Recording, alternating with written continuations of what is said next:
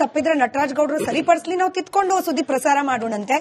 ಒಂದ್ ಕಡೆ ಸಿದ್ದರಾಮಯ್ಯನವರ ಬಣದವರು ಫಾರಿನ್ಗೆ ಫ್ಲೈಟ್ ಹತ್ತುತ್ತಾ ಇದ್ದ ಹಾಗೆ ಡಿಕೆ ಶಿವಕುಮಾರ್ ಅವರ ಬಣದವರು ರೆಸಾರ್ಟ್ ಹೋಗ್ಲಿಕ್ಕೆ ಪ್ಲಾನ್ ಮಾಡ್ತಿದ್ದಾರೆ ಅಂತಕ್ಕಂತೆ ಸುದ್ದಿ. ಸರ್, ಆಮೇಲೆ ಫೇಕ್ ನ್ಯೂಸ್ ಅಂತ ಹೇಳಿ ಕೇಸ್ ಹಾಕೋದ್ ಬೇಡ, ಅಂತೆ ಅಂತಲೇ ಪ್ರಶ್ನೆ ಕೇಳ್ತಾ ಇದ್ದೀನಿ.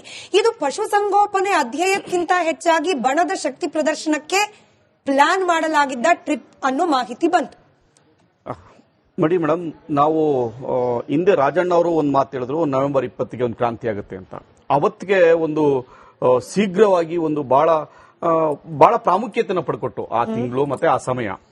ಅದಾದ ನಂತರ ಎಲ್ಲ ಒಂದ್ ಕಡೆ ಸ್ಲೋ ಆದ್ರು. ಮತ್ತೆ ಈಗ ಫೆಬ್ರವರಿನಲ್ಲಿ ಮತ್ತೆ ಅದು ಪ್ರಾರಂಭ ಮಾಡಿದ್ರು. ಏನಕ್ಕೆ ಅದು ಸ್ಟಾಪ್ ಆಯ್ತು, ಫುಲ್ ಸ್ಟಾಪ್ ಆಯ್ತು ನಿಮ್ಗೂ ಗೊತ್ತಿದೆ. ತಿಂಡಿ ಕರೆದ್ರು, ಇವ್ರು ಅವ್ರ ಮನೆಗೆ ಊಟಕ್ಕೆ ಹೋದ್ರು, ಅಲ್ಲೇನೋ ಒಂದಾಯ್ತು, ಒಂದು ಚರ್ಚೆ ಆಯ್ತು. ಏನ್ ಚರ್ಚೆ ಆಯ್ತು ಅಂತ ನಮ್ಗೇನ್ ಗೊತ್ತಿಲ್ಲ. ಅವ್ರೇನು ಹೇಳಿಲ್ಲ, ಊಟ ಮಾಡಿದ್ರು, ಇವ್ರು ತಿಂಡಿ ತಿಂದು ಅಂತ ಹೇಳಿದ್ರು. ಇದಾದ್ಮೇಲೆ ಈಗ ಡಿ ಕೆ ಶಿವಕುಮಾರ್ ಅವರ ಪರಿಸ್ಥಿತಿ ಏನಾಗಿದೆ ಅಂದ್ರೆ, ಇಲ್ಲ ಮಾಡು ಇಲ್ಲವೇ ಮಡಿ ಹೋರಾಟ ಮಾಡಲೇಬೇಕು ಅನ್ನೋ ಕಾರಣಕ್ಕೋಸ್ಕರ ದೆಹಲಿಗೆ ಹೋಗಿರೋದು ನಿಜ. ಆದ್ರೆ ಹೈಕಮಾಂಡ್ ನಾವು ಗಮನಿಸಿದಾಗ ಕಾಂಗ್ರೆಸ್ನ ಹೈಕಮಾಂಡ್ ಇದುವರೆಗೆ ಕಳೆದ 2.5 ವರ್ಷದಲ್ಲಿ ಯಾವುದೇ ತೀರ್ಮಾನವಾಗಲಿ ತನ್ನ ಹೇಳಿಕೆಯನ್ನು ಪ್ರಕಟ ಮಾಡಿಲ್ಲ.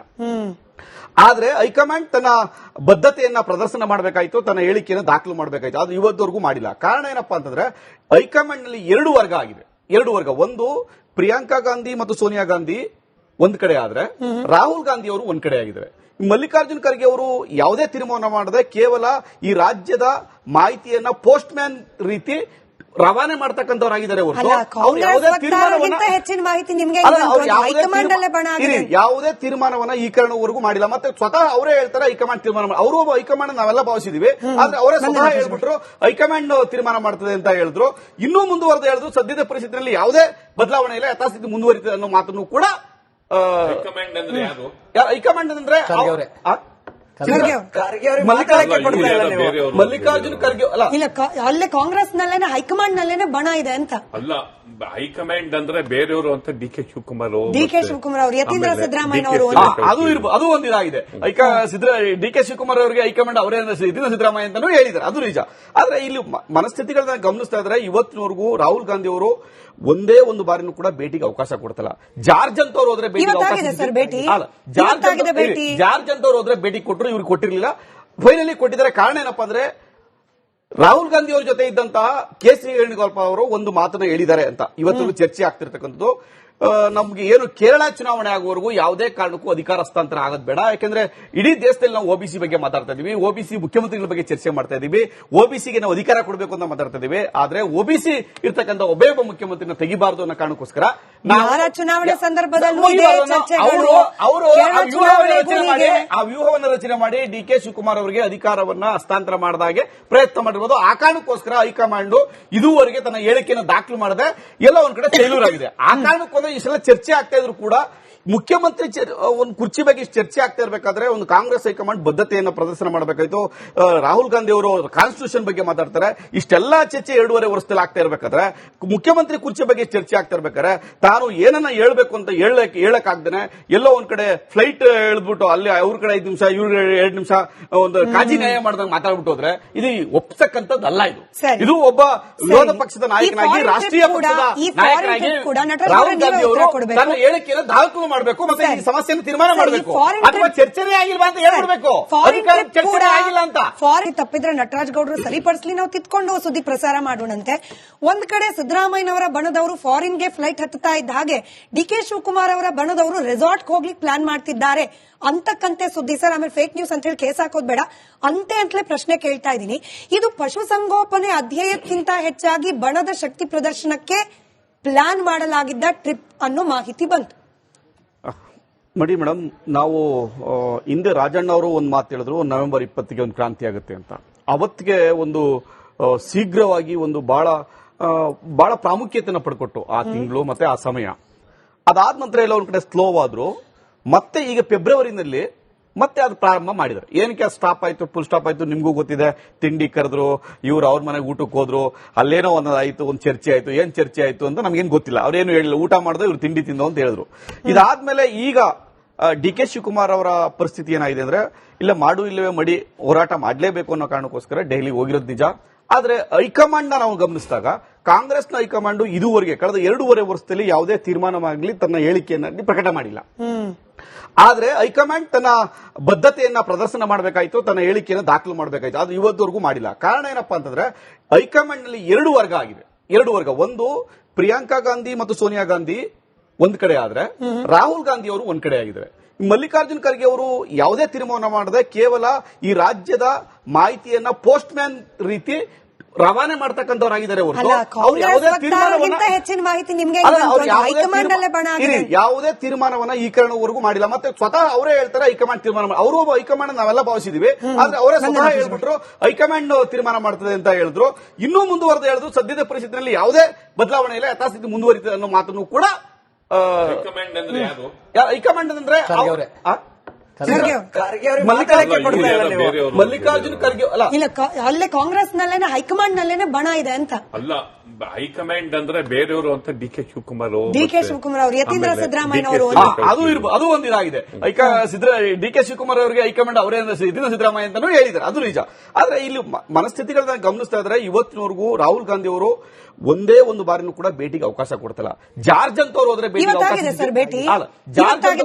ಜಾರ್ಜ್ ಅಂತವ್ರು ಹೋದ್ರೆ ಭೇಟಿ ಕೊಟ್ಟರು, ಇವ್ರಿಗೆ ಕೊಟ್ಟಿರ್ಲಿಲ್ಲ. ಫೈನಲಿ ಕೊಟ್ಟಿದ್ದಾರೆ. ಕಾರಣ ಏನಪ್ಪಾ ಅಂದ್ರೆ ರಾಹುಲ್ ಗಾಂಧಿ ಅವ್ರ ಜೊತೆ ಇದ್ದಂತಹ ಕೆ.ಸಿ. ವೇಣುಗೋಪಾಲ್ ಅವರು ಒಂದು ಮಾತನ್ನ ಹೇಳಿದ್ದಾರೆ ಅಂತ ಇವತ್ತು ಚರ್ಚೆ ಆಗ್ತಿರ್ತಕ್ಕಂಥದ್ದು. ನಮ್ಗೆ ಏನು ಕೇರಳ ಚುನಾವಣೆ ಆಗುವವರೆಗೂ ಯಾವುದೇ ಕಾರಣಕ್ಕೂ ಅಧಿಕಾರ ಹಸ್ತಾಂತರ ಆಗೋದು ಬೇಡ. ಯಾಕಂದ್ರೆ ಇಡೀ ದೇಶದಲ್ಲಿ ನಾವು ಓಬಿಸಿ ಬಗ್ಗೆ ಮಾತಾಡ್ತಾ ಇದೀವಿ, ಓಬಿಸಿ ಮುಖ್ಯಮಂತ್ರಿಗಳ ಬಗ್ಗೆ ಚರ್ಚೆ ಮಾಡ್ತಾ ಇದೀವಿ, ಓಬಿಸಿಗೆ ನಾವು ಅಧಿಕಾರ ಕೊಡಬೇಕು ಅಂತ ಮಾತಾಡ್ತಾ ಇದೀವಿ. ಆದ್ರೆ ಓಬಿಸಿ ಇರ್ತಕ್ಕಂಥ ಒಬ್ಬೇ ಒಬ್ಬ ಮುಖ್ಯಮಂತ್ರಿನ ತೆಗಿಬಾರದು ಅನ್ನೋ ಕಾರಣಕ್ಕೋಸ್ಕರ ಚುನಾವಣೆ ಸಂದರ್ಭದಲ್ಲೂ ಅವರು ಆ ವ್ಯೂಹವನ್ನು ರಚನೆ ಮಾಡಿ ಡಿ.ಕೆ. ಶಿವಕುಮಾರ್ ಅವರಿಗೆ ಅಧಿಕಾರವನ್ನ ಹಸ್ತಾಂತರ ಮಾಡಿದಾಗೆ ಪ್ರಯತ್ನ ಮಾಡಿರ್ಬೋದು. ಆ ಕಾರಣಕ್ಕೋಸ್ಕರ ಹೈಕಮಾಂಡ್ ಇದುವರೆಗೆ ತನ್ನ ಹೇಳಿಕೆಯನ್ನು ದಾಖಲು ಮಾಡದೆ ಎಲ್ಲ ಒಂದ್ ಕಡೆ ಫೇಲ್ಯೂರ್ ಆಗಿದೆ. ಆ ಕಾರಣಕ್ಕೊಂದ್ರೆ ಈ ಸಲ ಚರ್ಚೆ ಆಗ್ತಾ ಇದ್ರು ಕೂಡ ಮುಖ್ಯಮಂತ್ರಿ ಒಂದು ಕುರ್ಚಿ ಬಗ್ಗೆ ಚರ್ಚೆ ಆಗ್ತಾ ಇರಬೇಕಾದ್ರೆ ಒಂದು ಕಾಂಗ್ರೆಸ್ ಹೈಕಮಾಂಡ್ ಬದ್ಧತೆಯನ್ನು ಪ್ರದರ್ಶನ ಮಾಡಬೇಕಾಯ್ತು. ರಾಹುಲ್ ಗಾಂಧಿ ಅವರು ಕಾನ್ಸ್ಟಿಟ್ಯೂಷನ್ ಬಗ್ಗೆ ಮಾತಾಡ್ತಾರೆ. ಇಷ್ಟೆಲ್ಲಾ ಚರ್ಚೆ 2.5 ವರ್ಷದಲ್ಲಿ ಆಗ್ತಾ ಇರಬೇಕಾದ್ರೆ ಮುಖ್ಯಮಂತ್ರಿ ಕುರ್ಚಿ ಬಗ್ಗೆ ಚರ್ಚೆ ಆಗ್ತಾ ಇರ್ಬೇಕಾದ್ರೆ ತಾನು ಏನನ್ನ ಹೇಳ್ಬೇಕು ಅಂತ ಹೇಳಕ್ಕಾಗ್ದೇನೆ ಎಲ್ಲೋ ಒಂದ್ ಕಡೆ ಫ್ಲೈಟ್ ಎಳೆದ್ಬಿಟ್ಟು ಅಲ್ಲಿ ಅವ್ರ ಕಡೆ 5 ನಿಮಿಷ ಇವ್ರ 2 ನಿಮಿಷ ಒಂದು ಕಾಜಿ ನ್ಯಾಯ ಮಾಡ್ದಂಗೆ ಮಾತಾಡ್ಬಿಟ್ಟು ಹೋದ್ರೆ ಇದು ಒಪ್ಸಕ್ಕಂಥದ್ದಲ್ಲ. ಇದು ಒಬ್ಬ ವಿರೋಧ ಪಕ್ಷದ ನಾಯಕನಾಗಿ ರಾಷ್ಟ್ರೀಯ ಪಕ್ಷದ ನಾಯಕನಾಗಿ ರಾಹುಲ್ ಗಾಂಧಿ ಅವರು ತನ್ನ ಹೇಳಿಕೆಯನ್ನು ದಾಖಲು ಮಾಡಬೇಕು ಮತ್ತೆ ಈ ಸಮಸ್ಯೆಯನ್ನು ತೀರ್ಮಾನ ಮಾಡಬೇಕು.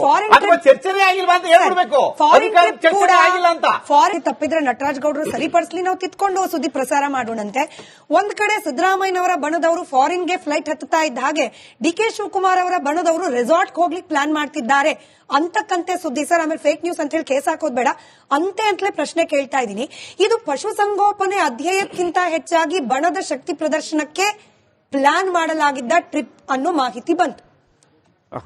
ನೋಡಿ ಮೇಡಮ್, ನಾವು ಹಿಂದೆ ರಾಜಣ್ಣ ಅವರು ಒಂದು ಮಾತು ಹೇಳಿದ್ರು, ನವೆಂಬರ್ 20ಗೆ ಒಂದು ಕ್ರಾಂತಿ ಆಗುತ್ತೆ ಅಂತ. ಅವತ್ತಿಗೆ ಒಂದು ಶೀಘ್ರವಾಗಿ ಒಂದು ಬಹಳ ಪ್ರಾಮುಖ್ಯತೆಯನ್ನು ಪಡ್ಕೊಟ್ಟು ಆ ತಿಂಗಳು ಮತ್ತೆ ಆ ಸಮಯ. ಅದಾದ ನಂತರ ಎಲ್ಲ ಒಂದ್ ಕಡೆ ಸ್ಲೋ ಆದ್ರು. ಮತ್ತೆ ಈಗ ಫೆಬ್ರವರಿನಲ್ಲಿ ಮತ್ತೆ ಅದು ಪ್ರಾರಂಭ ಮಾಡಿದ್ರು. ಏನಕ್ಕೆ ಅದು ಸ್ಟಾಪ್ ಆಯ್ತು, ಫುಲ್ ಸ್ಟಾಪ್ ಆಯ್ತು ನಿಮ್ಗೂ ಗೊತ್ತಿದೆ. ತಿಂಡಿ ಕರೆದ್ರು, ಇವ್ರು ಅವ್ರ ಮನೆಗೆ ಊಟಕ್ಕೆ ಹೋದ್ರು, ಅಲ್ಲೇನೋ ಒಂದಾಯ್ತು, ಒಂದು ಚರ್ಚೆ ಆಯ್ತು. ಏನ್ ಚರ್ಚೆ ಆಯ್ತು ಅಂತ ನಮ್ಗೇನ್ ಗೊತ್ತಿಲ್ಲ. ಅವ್ರೇನು ಹೇಳಿಲ್ಲ, ಊಟ ಮಾಡಿದ್ರು, ಇವ್ರು ತಿಂಡಿ ತಿಂದು ಅಂತ ಹೇಳಿದ್ರು. ಇದಾದ್ಮೇಲೆ ಈಗ ಡಿ.ಕೆ. ಶಿವಕುಮಾರ್ ಅವರ ಪರಿಸ್ಥಿತಿ ಏನಾಗಿದೆ ಅಂದ್ರೆ ಇಲ್ಲ ಮಾಡು ಇಲ್ಲವೇ ಮಡಿ ಹೋರಾಟ ಮಾಡಲೇಬೇಕು ಅನ್ನೋ ಕಾರಣಕ್ಕೋಸ್ಕರ ದೆಹಲಿಗೆ ಹೋಗಿರೋದು ನಿಜ. ಆದ್ರೆ ಹೈಕಮಾಂಡ್ ನಾವು ಗಮನಿಸಿದಾಗ ಕಾಂಗ್ರೆಸ್ನ ಹೈಕಮಾಂಡ್ ಇದುವರೆಗೆ ಕಳೆದ 2.5 ವರ್ಷದಲ್ಲಿ ಯಾವುದೇ ತೀರ್ಮಾನವಾಗಲಿ ತನ್ನ ಹೇಳಿಕೆಯನ್ನು ಪ್ರಕಟ ಮಾಡಿಲ್ಲ. ಆದ್ರೆ ಹೈಕಮಾಂಡ್ ತನ್ನ ಬದ್ಧತೆಯನ್ನ ಪ್ರದರ್ಶನ ಮಾಡಬೇಕಾಯ್ತು, ತನ್ನ ಹೇಳಿಕೆಯನ್ನು ದಾಖಲು ಮಾಡಬೇಕಾಯ್ತು. ಅದು ಇವತ್ತವರೆಗೂ ಮಾಡಿಲ್ಲ. ಕಾರಣ ಏನಪ್ಪಾ ಅಂತಂದ್ರೆ ಹೈಕಮಾಂಡ್ ನಲ್ಲಿ ಎರಡು ವರ್ಗ ಆಗಿದೆ. ಎರಡು ವರ್ಗ, ಒಂದು ಪ್ರಿಯಾಂಕಾ ಗಾಂಧಿ ಮತ್ತು ಸೋನಿಯಾ ಗಾಂಧಿ ಒಂದ್ ಕಡೆ ಆದ್ರೆ ರಾಹುಲ್ ಗಾಂಧಿ ಅವರು ಒಂದ್ ಕಡೆ ಆಗಿದ್ದಾರೆ. ಮಲ್ಲಿಕಾರ್ಜುನ್ ಖರ್ಗೆ ಅವರು ಯಾವುದೇ ತೀರ್ಮಾನ ಮಾಡದೆ ಕೇವಲ ಈ ರಾಜ್ಯದ ಮಾಹಿತಿಯನ್ನ ಪೋಸ್ಟ್ ಮ್ಯಾನ್ ರೀತಿ ರವಾನೆ ಮಾಡ್ತಕ್ಕಂಥವರಾಗಿದ್ದಾರೆ ಹೊರತು ಹೆಚ್ಚಿನ ಮಾಹಿತಿ ನಿಮ್ಗೆ ಯಾವುದೇ ತೀರ್ಮಾನವನ್ನ ಈ ಕಾರಣವರೆಗೂ ಮಾಡಿಲ್ಲ. ಮತ್ತೆ ಸ್ವತಃ ಅವರೇ ಹೇಳ್ತಾರೆ ಹೈಕಮಾಂಡ್ ತೀರ್ಮಾನ, ಅವರು ಹೈಕಮಾಂಡ್ ನಾವೆಲ್ಲ ಭಾವಿಸಿದೀವಿ, ಆದ್ರೆ ಅವರೇ ಸ್ವತಃ ಹೇಳ್ಬಿಟ್ರು ಹೈಕಮಾಂಡ್ ತೀರ್ಮಾನ ಮಾಡ್ತದೆ ಅಂತ ಹೇಳಿದ್ರು. ಇನ್ನೂ ಮುಂದುವರೆದು ಹೇಳಿದ್ರು ಸದ್ಯದ ಪರಿಸ್ಥಿತಿಯಲ್ಲಿ ಯಾವುದೇ ಬದಲಾವಣೆ ಇಲ್ಲ, ಯಥಾಸ್ಥಿತಿ ಮುಂದುವರಿತದೆ ಅನ್ನೋ ಮಾತನ್ನು ಕೂಡ ಹೈಕಮಾಂಡ್ ಅಂದ್ರೆ ಯಾರು? ಹೈಕಮಾಂಡ್ ಅಂದ್ರೆ ಮಲ್ಲಿಕಾರ್ಜುನ್ ಖರ್ಗೆ ಅಲ್ಲ, ಇಲ್ಲ ಅಲ್ಲೇ ಕಾಂಗ್ರೆಸ್ ನಲ್ಲೇನೆ ಹೈಕಮಾಂಡ್ ನಲ್ಲೇನೆ ಬಣ ಇದೆ ಅಂತ. ಅಲ್ಲ, ಹೈಕಮಾಂಡ್ ಅಂದ್ರೆ ಬೇರೆಯವರು ಅಂತ ಡಿ.ಕೆ. ಶಿವಕುಮಾರ್ ಅವರು, ಯತೀಂದ್ರ ಸಿದ್ದರಾಮಯ್ಯ ಅವರು, ಅದು ಒಂದಿದಾಗಿದೆ. ಡಿ.ಕೆ. ಶಿವಕುಮಾರ್ ಅವರಿಗೆ ಹೈಕಮಾಂಡ್ ಅವರೇ ಯತೀಂದ್ರ ಸಿದ್ದರಾಮಯ್ಯ ಅಂತಾನೂ ಹೇಳಿದ್ದಾರೆ, ಅದು ನಿಜ. ಆದ್ರೆ ಇಲ್ಲಿ ಮನಸ್ಥಿತಿಗಳನ್ನ ಗಮನಿಸ್ತಾ ಇದ್ರೆ ಇವತ್ತಿನವರೆಗೂ ರಾಹುಲ್ ಗಾಂಧಿ ಅವರು ಒಂದೇ ಒಂದು ಬಾರಿನೂ ಕೂಡ ಭೇಟಿಗೆ ಅವಕಾಶ ಕೊಡ್ತಿಲ್ಲ. ಜಾರ್ಜ್ ಅಂತವ್ರು ಹೋದ್ರೆ ಜಾರ್ಜ್ ಅಂತವ್ರು ಹೋದ್ರೆ ಭೇಟಿ ಕೊಟ್ಟರು, ಇವ್ರಿಗೆ ಕೊಟ್ಟಿರ್ಲಿಲ್ಲ. ಫೈನಲಿ ಕೊಟ್ಟಿದ್ದಾರೆ. ಕಾರಣ ಏನಪ್ಪಾ ಅಂದ್ರೆ ರಾಹುಲ್ ಗಾಂಧಿ ಅವರ ಜೊತೆ ಇದ್ದಂತಹ ಕೆ.ಸಿ. ವೇಣುಗೋಪಾಲ್ ಅವರು ಒಂದು ಮಾತನ್ನ ಹೇಳಿದ್ದಾರೆ ಅಂತ ಇವತ್ತು ಚರ್ಚೆ ಆಗ್ತಿರ್ತಕ್ಕಂಥದ್ದು. ನಮ್ಗೆ ಏನು ಕೇರಳ ಚುನಾವಣೆ ಆಗುವವರೆಗೂ ಯಾವುದೇ ಕಾರಣಕ್ಕೂ ಅಧಿಕಾರ ಹಸ್ತಾಂತರ ಆಗೋದು ಬೇಡ. ಯಾಕಂದ್ರೆ ಇಡೀ ದೇಶದಲ್ಲಿ ನಾವು ಒಬಿಸಿ ಬಗ್ಗೆ ಮಾತಾಡ್ತಾ ಇದೀವಿ, ಒಬಿಸಿ ಮುಖ್ಯಮಂತ್ರಿಗಳ ಬಗ್ಗೆ ಚರ್ಚೆ ಮಾಡ್ತಾ ಇದೀವಿ, ಒಬಿಸಿಗೆ ನಾವು ಅಧಿಕಾರ ಕೊಡಬೇಕು ಅಂತ ಮಾತಾಡ್ತಾ ಇದೀವಿ. ಆದ್ರೆ ಒಬಿಸಿ ಇರ್ತಕ್ಕಂಥ ಒಬ್ಬ ಮುಖ್ಯಮಂತ್ರಿನ ತೆಗಿಬಾರದು ಅನ್ನೋ ಕಾರಣಕ್ಕೋಸ್ಕರ ಚುನಾವಣೆ ಸಂದರ್ಭದಲ್ಲೂ ಅವರು ಆ ವ್ಯೂಹವನ್ನು ರಚನೆ ಮಾಡಿ ಡಿ.ಕೆ. ಶಿವಕುಮಾರ್ ಅವರಿಗೆ ಅಧಿಕಾರವನ್ನ ಹಸ್ತಾಂತರ ಮಾಡಿದಾಗೆ ಪ್ರಯತ್ನ ಮಾಡಿರ್ಬೋದು. ಆ ಕಾರಣಕ್ಕೋಸ್ಕರ ಹೈಕಮಾಂಡ್ ಇದುವರೆಗೆ ತನ್ನ ಹೇಳಿಕೆಯನ್ನು ದಾಖಲು ಮಾಡದೆ ಎಲ್ಲ ಒಂದ್ ಕಡೆ ಫೇಲ್ಯೂರ್ ಆಗಿದೆ. ಆ ಕಾರಣಕ್ಕೋಸ್ಕರ ಇಷ್ಟೆಲ್ಲ ಚರ್ಚೆ ಆಗ್ತಾ ಇದ್ರು ಕೂಡ ಮುಖ್ಯಮಂತ್ರಿ ಒಂದು ಕುರ್ಚಿ ಬಗ್ಗೆ ಚರ್ಚೆ ಆಗ್ತಾ ಇರಬೇಕಾದ್ರೆ ಒಂದು ಕಾಂಗ್ರೆಸ್ ಹೈಕಮಾಂಡ್ ಬದ್ಧತೆಯನ್ನು ಪ್ರದರ್ಶನ ಮಾಡಬೇಕಾಯ್ತು. ರಾಹುಲ್ ಗಾಂಧಿ ಅವರು ಕಾನ್ಸ್ಟಿಟ್ಯೂಷನ್ ಬಗ್ಗೆ ಮಾತಾಡ್ತಾರೆ. ಇಷ್ಟೆಲ್ಲ ಚರ್ಚೆ 2.5 ವರ್ಷದಲ್ಲಿ ಆಗ್ತಾ ಇರಬೇಕಾದ್ರೆ ಮುಖ್ಯಮಂತ್ರಿ ಕುರ್ಚಿ ಬಗ್ಗೆ ಚರ್ಚೆ ಆಗ್ತಾ ಇರ್ಬೇಕಾದ್ರೆ ತಾನು ಏನನ್ನ ಹೇಳ್ಬೇಕು ಅಂತ ಹೇಳಕ್ಕಾಗ್ದೇನೆ ಎಲ್ಲೋ ಒಂದ್ ಕಡೆ ಫ್ಲೈಟ್ ಎಳೆದ್ಬಿಟ್ಟು ಅಲ್ಲಿ ಅವ್ರ ಕಡೆ 5 ನಿಮಿಷ ಇವ್ರ 2 ನಿಮಿಷ ಒಂದು ಕಾಜಿ ನ್ಯಾಯ ಮಾಡಿದಂಗೆ ಮಾತಾಡ್ಬಿಟ್ಟು ಹೋದ್ರೆ ಇದು ಒಪ್ಸಕ್ಕಂಥದ್ದಲ್ಲ. ಇದು ಒಬ್ಬ ವಿರೋಧ ಪಕ್ಷದ ನಾಯಕನಾಗಿ ರಾಷ್ಟ್ರೀಯ ಪಕ್ಷದ ನಾಯಕನಾಗಿ ರಾಹುಲ್ ಗಾಂಧಿ ಅವರು ತನ್ನ ಹೇಳಿಕೆಯನ್ನು ದಾಖಲು ಮಾಡಬೇಕು ಮತ್ತೆ ಈ ಸಮಸ್ಯೆಯನ್ನು ತೀರ್ಮಾನ ಮಾಡಬೇಕು. ಅಥವಾ ಚರ್ಚೆನೇ ಆಗಿಲ್ವಾ ಅಂತ ಹೇಳ್ಬಿಡ್ಬೇಕು. ಅಧಿಕಾರ ಚರ್ಚೆ ಆಗಿಲ್ಲ ಅಂತ.